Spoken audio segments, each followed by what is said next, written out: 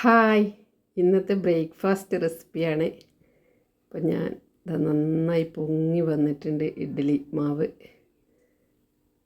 ഇത് തലേ ദിവസം പച്ചരിയും പുഴുങ്ങലരിയും ഉഴുന്നും കൂടി കുതിർത്ത് അരച്ച് ഒരു 8 മണിക്കൂർ പുളിക്കാൻ വേണ്ടി വെച്ചതാണ്. നന്നായി പൊങ്ങി വന്നിട്ടുണ്ട്. ഇനി ഇഡ്ഡലി പാത്രം അടുപ്പത്ത് വെച്ച് ഓരോന്നായി ചുട്ടെടുക്കണം. നല്ല സോഫ്റ്റാണ് ഇഡ്ഡലി. നിങ്ങളും ഇതുപോലെ രാവിലെ ഇഡ്ഡലിയൊക്കെ തയ്യാറാക്കി കഴിക്കാറില്ലേ? ഇപ്പോൾ നമ്മുടെ ഇഡ്ഡലി നന്നായി വെന്ത് വന്നിട്ടുണ്ട്. ഇനി ഇതിനു വേണ്ടി ഒരു ചമ്മന്തി തയ്യാറാക്കണം. ഞാൻ വെളുത്തുള്ളിയും സവാളയും തക്കാളിയും മുറിച്ച് റെഡിയാക്കി വെച്ചിട്ടുണ്ട്. ചൂടായ എണ്ണയിലേക്ക് വെളുത്തുള്ളി, സവാള എന്നിവ ചേർത്ത് കൊടുത്ത് ആവശ്യത്തിന് ഉപ്പും കൂടി ഇട്ട് കൊടുത്ത് ഒന്ന് ഇളക്കി കുറച്ച് സമയം ഒന്ന് അടച്ച് വെച്ച് വേവിക്കണം. അതിനുശേഷം നമുക്ക് ഈ തക്കാളി കൂടി ചേർത്ത് കൊടുത്ത് ഇളക്കിയിട്ട് അടച്ച് വെച്ച് വേവിക്കാം.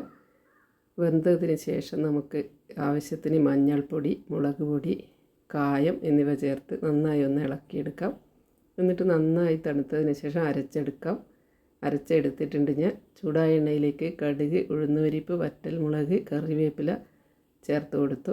ഇനി നമുക്ക് ഈ ചമ്മന്തി കൂടി ഇതിൽ ചേർത്ത് ഇളക്കി കൊടുത്താൽ നമ്മളെ തക്കാളി ചട്നി റെഡി ആയിട്ടുണ്ട്. നല്ല ടേസ്റ്റും നല്ല കോമ്പിനേഷനുമാണ് ഇഡ്ഡലിക്ക് തക്കാളി ചട്നി. അപ്പോൾ ഇനി കഴിക്കാനെടുക്കാം.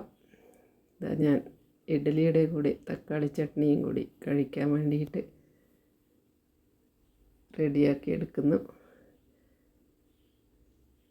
നല്ല ടേസ്റ്റാണ്. എനിക്കും നല്ല ഇഷ്ടമാണ് ഇങ്ങനെ കഴിക്കാൻ. നിങ്ങൾക്കും ഇഷ്ടമാകുമെന്ന് കരുതുന്നു.